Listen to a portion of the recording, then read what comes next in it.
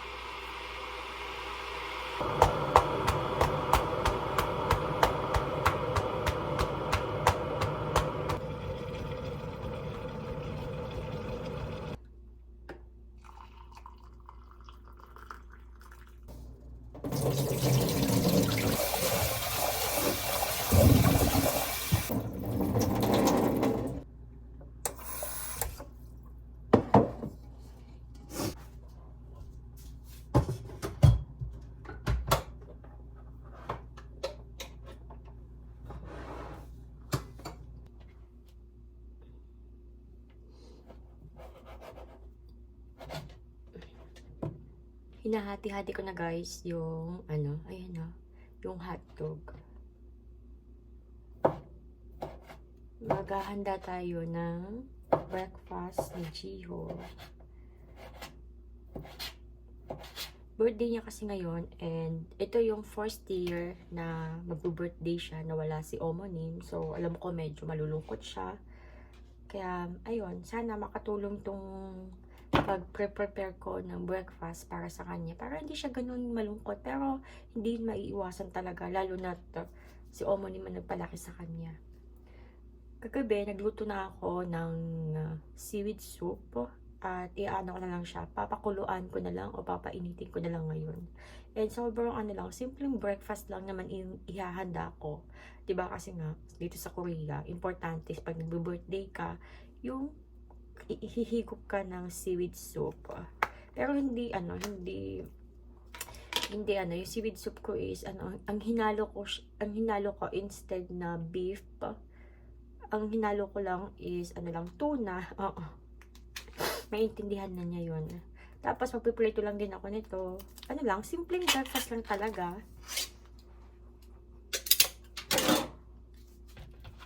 Pero mamayang gabi, bibili kami ng cake at gagawa kami ng mag-steak kami. Magdi-dinner kami magkakasama. Pag nagbo-birthday siya, madalas ako talaga yung parang sa akin nakatoka yung cake, ako yung bumibili. Yun lang naman kasi yung parang alam mo yun, kaya kong ibigay. Kahit paano, di ba? Makapagbigay man lang.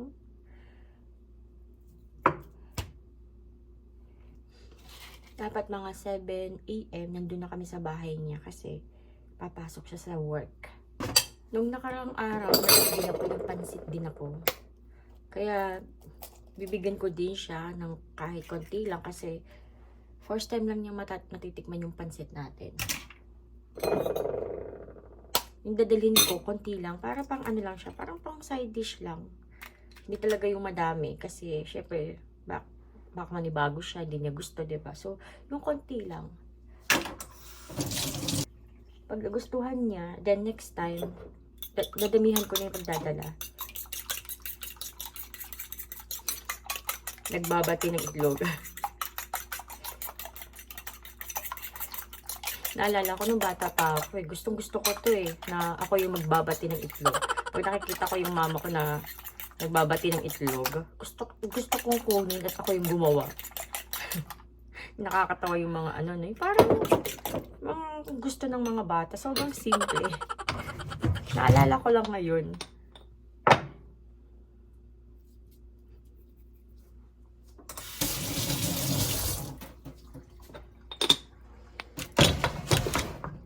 Gumising ako kaninang umaga, 'di ba? Mga 5 AM. Inagahan kong pagising para para maka-exercise. Exercise stretching lang. Tapos, syempre, pag umaga, kailangan natin mag-pray. Kailangan natin ng time with the Lord. Kasi baka mamaya pag mga anong oras na like 8, 9, mabisi na naman ako. So, kailangan natin ng mag-pray. Kaya nagbigay ako ng time para dun. Kaya ang aga kong gumising, 5 AM.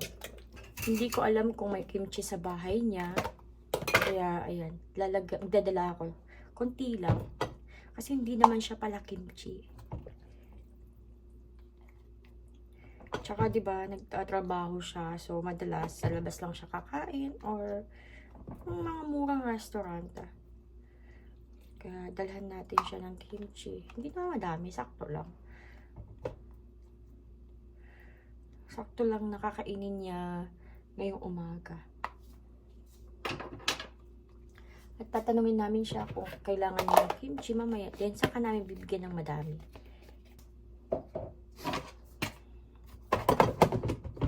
Kahit nung buhay pa mother-in-law ko, diba? Hindi ako gumagawa. Siya yung gumagawa. Tapos binibigyan lang ako. Bakit hindi ko matapos yun? Binibigyan niya lang ako. Tapos, ayun. And tinutulungan ko din siya pag gagawa siya ng kimchi. Lalo na pag madamihan. Pero minsan, siya lang yung gumagawa. Tinatawagan na lang niya ako na, oh, punta ka dito kasi may ginawa akong kimchi. Ganyan. Yung pansit. Ayan. Nilagay ko sa ref para hindi mapanis. Masasabi ko yung pagkagawa ko ng pansit ngayon is masarap talaga siya. As in, malasa yung noodles, yung pansit mismo. Kasi minsan, matabang, ganyan. Hindi kasi ako sanay magluto talaga ng pansit. Feeling ko ito yung mas mahirap lutuin kaysa kay spaghetti. So, kukuha lang ako ng enough para ipapainit ko.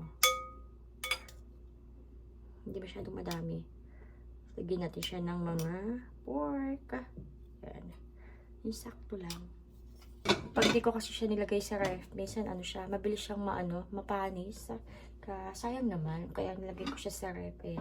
Tapos mamaya ito din yung breakfast ko. 6:26 na, kaya umpisa na natin mag-pray itong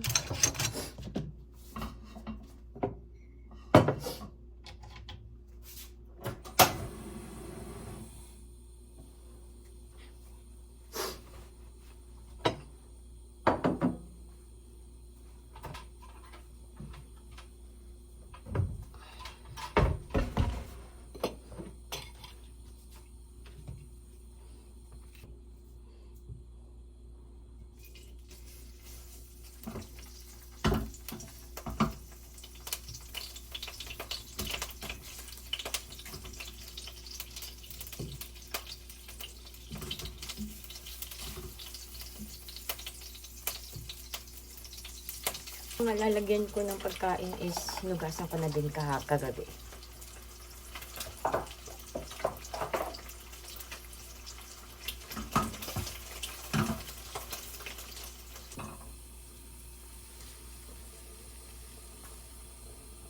Lulutuin ko na yung egglog.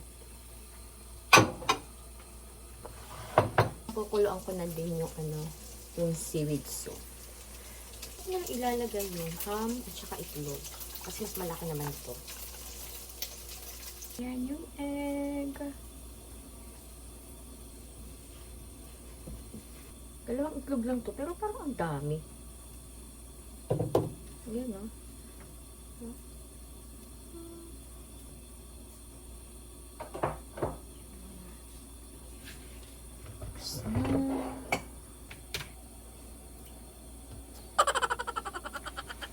Gutom ako. Aga ko naman magutom.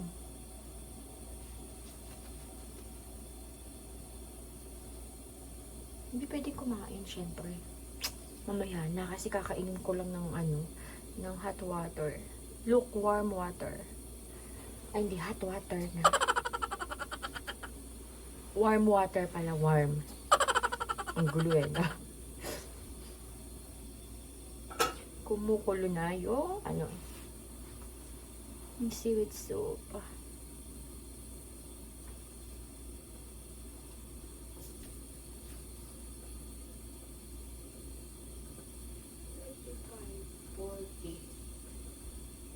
Chine-check ko yung time kasi syempre alam nga namang dadalhin ko doon yung pagkain na medyo malamig, di ba? Nag-check ako ng time. Pero ano pa naman, may 15 minutes pa.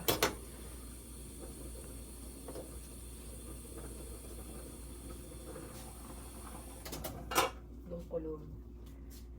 Tatakam ako sa pansit. Parang sarap. Sarap ng pansit.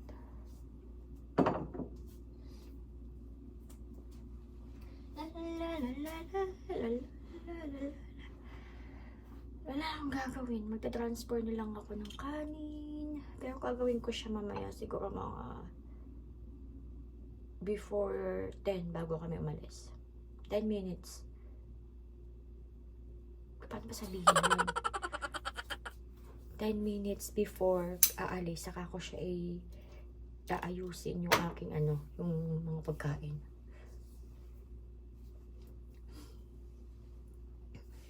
Nakabihis naman ako. Naka-ready to go na ako.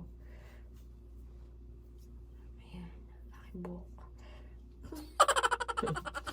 Mahaba na naman aking hair. So, kailangan ko naman magpagupit. Ayan. Lipat ko na dito. Dito ko naman ilalagay yung seaweed soup.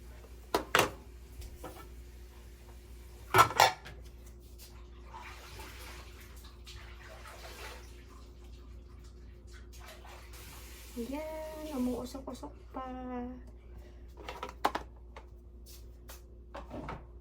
Tapos ang kanin, dito natin ilalagay. Ayan yung rice. Ayan natin yung pansit. Mga ano lang naman yan, ilang seconds lang. 1, 2, 3, 4. 50 seconds.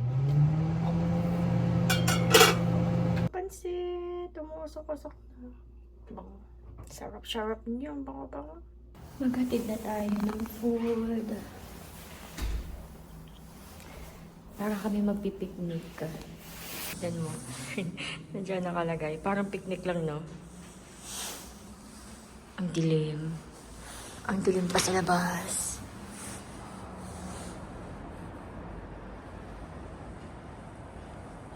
Good morning, world.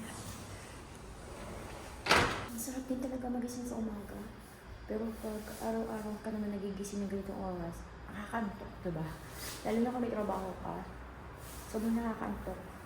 Pero kung maaga kang gigising, syempre, maaga ka matutulog. Pero hindi ka aantok eh. Shida. Tignan mo yung mga ilaw, hindi ako nararamdaman. Ayaw niyang bumukas. Late na. Yes. Mr. Duck, kakagising lang niya. Mr. Ducks. Hindi na ako mag-video mamaya doon sa bahay ni Jiho, guys. Kasi syempre, diba, irespeto natin yung kanyang privacy. Hindi ko naman siya lagi nakakasama sa vlog. So, ayoko din naman na mag-feeling, agad, diba, sasama sa vlog. Baka sabihin, kakakitaan ko pa. Okay na to. Yung ako lang nakikita niya. Diba? Sa kanya lang. Baka next time is pumayag siya na ma-promote. Ma-promote, no? Baka dito sa pag-vlog ko is makahanap siya ng mapapagnasawa niya. Charot. Anyway, pamaya na ulit.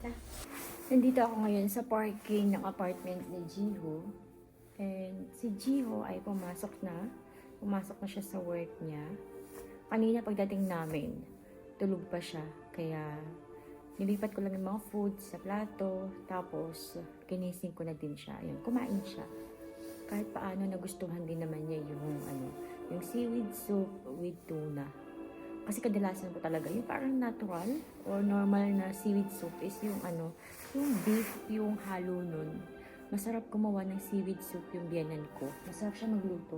Kaya minsan ako, parang nakakahiyang magluto para sa kanya, kay Jiho, kasi nga magaling magluto si Biena. But anyway, no choice naman na siya ngayon, kaya pagpasensyahan na niya yung mga aking mga luto. Babalik tayo sa bahay at dala na namin to. Dala. Hinugasan ko na din yung mga baunan, yung mga pinaglagyan ng mga food. Naubos naman niya yung ham, yung soup, yung rice niya. Tapos may konting natira na natirang itlog. Kasi madami yung itlog eh. 2 pieces yung with hotdog. Tapos, yung pansit, I think hindi niya masyadong na-bet. Pero okay lang. Kumain naman siya. Kikain niya yung pork. Uwi na kami sa bahay ngayon. Nandito na kami sa bahay at papainit ako ng tubig kasi magkakape ako. Coffee and choco mix. Choco coffee mix. Great taste. Ayan. Yung bigay sa akin ng friend ko. Tapos kay Mr. Dax naman ay Yuja Cha. Ano to siya? Tangerine? Nakalimutan ko kung ano yung English niya. Ilalabas ko lang din yung mga natira. Kakain na din ako. Kimchi. Kakain din ako. Tapos ito lang natira din. Ayan, pansit and maliit na itlog. Kain tayo. Tapos may konting kanin na natira. And ayan. Nahugasan ko na yung mga pinaglagyan ko kanina ng food. Hugasan ko na doon sa bahay ni Jiho habang kumakain siya. Pero wala na akong hugasin, di ba? May bawas hugasin dito sa bahay.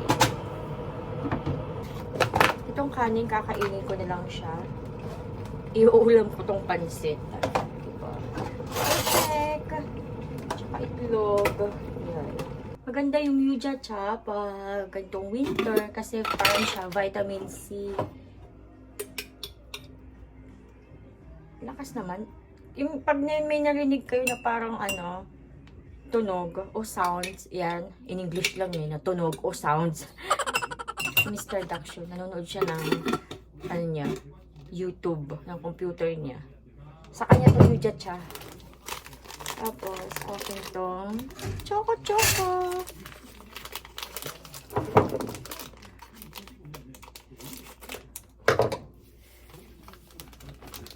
Sa 8 years ko dito sa Korea, ang dami ko nang hindi alam sa Pilipinas. I mean, yung mga product ha. Ang dami ng mga bago. Nakakatuwa.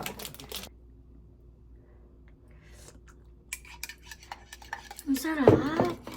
Ang sarap-sarap niya. Lipat tayo guys, lipat tayo. Tara, lipat tayo. Kasi kakain tayo. Pagpasensyahan nyo na at nandyan lang kayo. Alam niyo yun.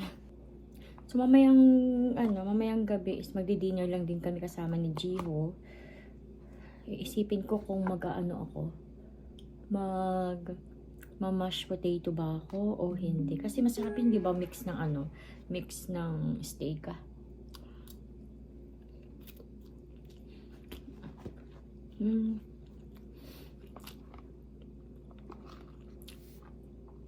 Tamad na akong kumuha ng chopstick, kaya kinatsara ko na.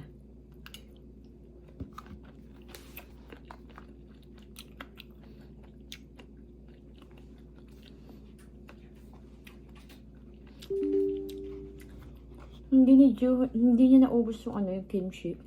Hindi masyado makikimchi si Jiho. O siguro kasi mas masarap talaga ang kimchi, di ba, pag mga pork, ganyan.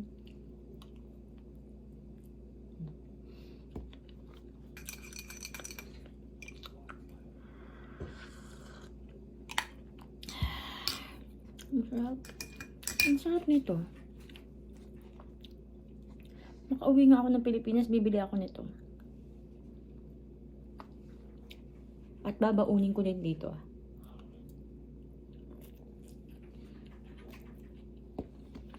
Kain tayo.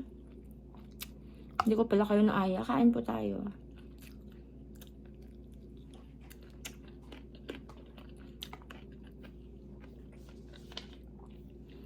Pasensya na kung maingay ako kumain. Yung tunog ba? Pasensya na. Anyway guys, hanggang dito lang yung aking vlog. Tatapusin ko na yung pagkain ko. Hindi ko na kayo sasama. Maraming salamat sa pagsama sa akin ngayong araw na to. And ngayon ay January 27 at hindi ko alam kung kailan ko to ma-upload na vlog ko kasi may nauna pa akong vlog na dapat kong i-upload. So, ayun guys, maraming salamat. Mag-iingat po kayong lahat. Bye-bye!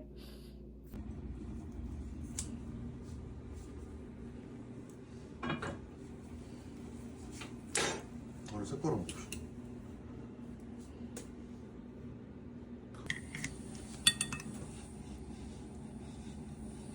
It's 중간 부분